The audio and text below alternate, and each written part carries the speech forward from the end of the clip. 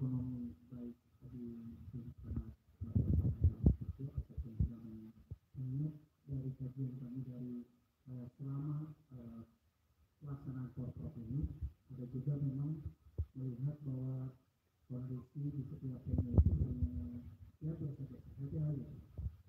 Itu hanya sebuah event yang biasa dilakukan gitu, tidak seperti pokok kan dihadiri dari beberapa kabupaten lah banyak gitu melihat itu. Dan juga ada juga yang sempat mengeluhkan bahwa terkait juga dengan konsumsi pantai lah minimal gitu kan. Ada yang pengusaha-pengusaha kecil yang daerah juga, loh saya juga bisa seperti ini, kenapa di booking oleh salah satu perusahaan atau misalkan warung nasi yang besar gitu. Terus satu lagi setelah kami juga coba mewawancari beberapa atlet dari luar kota sini, dan kebanyakan mereka juga tidak tahu sebenarnya ada wisata apa di Ciamis seperti itu. Baik, terima kasih. Assalamualaikum warahmatullahi wabarakatuh.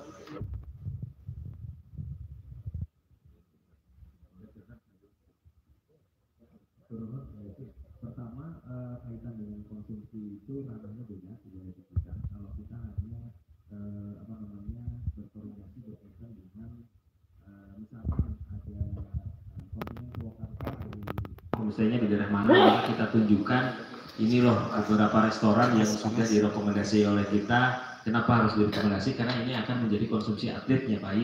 Karena kalau misalkan kita tidak rekomendasikan, takutnya nanti ada kandungan makanan yang pada saat mau bertanding terus tiba-tiba jadi beteng misalkan. Nah ini kita duplikasi tidak, tapi kita dari mulai jenisnya dan lain sebagainya. Jadi itu yang kita kelola itu adalah konsumsi di luar soal acara-acara yang dikoordinir oleh pihak tertentu. Yang kedua berkaitan dengan tempat wisata, betul sekali kan Mas, karena memang kita pada saat DRM 2 kali ya Kang Ayu di Bandung kita sampaikan beberapa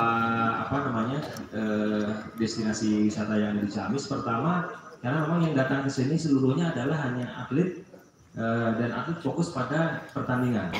Jadi beberapa event yang kita coba targetkan akan mendapat crowd gelombang penonton yang banyak itu ternyata dibatasi, terutama oleh panpel main bola misalnya. Tadinya kita kan berharap ada beberapa event yang akan menyedot banyak sponsor sehingga kontingen itu tidak hanya dihadiri oleh ofisial tapi juga ngabringkeun supporter. Lain cerita kalau misalkan polinya diurang lah gitu ya. Itu pasti akan sangat memiliki berdampak ekonomi yang sangat tinggi. Di kita kan petang nonton di lembur api gitu party apa gitu.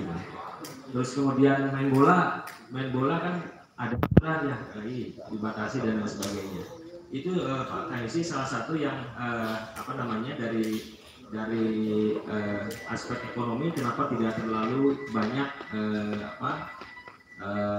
berdampak pada perekonomian di Ciamis. Yang kedua tadi bahwa orang yang datang ke Ciamis itu memang seluruhnya hanya berkaitan secara langsung dengan kontingen. Baru kemarin saja pada saat Purwakarta final sepak bola di Bekasi gitu.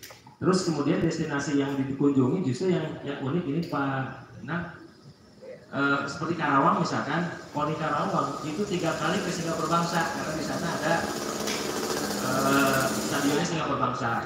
Jadi yang kita kemarin tawarkan itu kan sebetulnya destinasi misalkan Sebutur, terus kemudian tempat-tempat hiburan dan lain sebagainya. Mereka malah datangnya jarang ke Panjalu dan lain sebagainya, mumpung ke Ciamis seperti itu. Jadi betul sekali itu salah satu akibat kenapa ekonomi tidak terlalu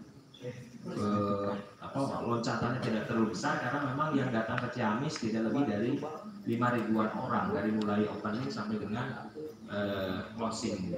Itu mungkin nanti pengalaman juga bagi kita karena jadi kita pilih-pilih cabur mana kira-kira begitu digelar, begitu kan perlu 100 bus gitu. Itu baru yang pertama itu. Itu saja, dan teman-teman sekalian pukul 2 nanti diundang sudah open gate di closing, sudah bisa masuk. Sampai kita pukul 15 nanti tutup saja. Terima kasih. Assalamualaikum warahmatullahi wabarakatuh.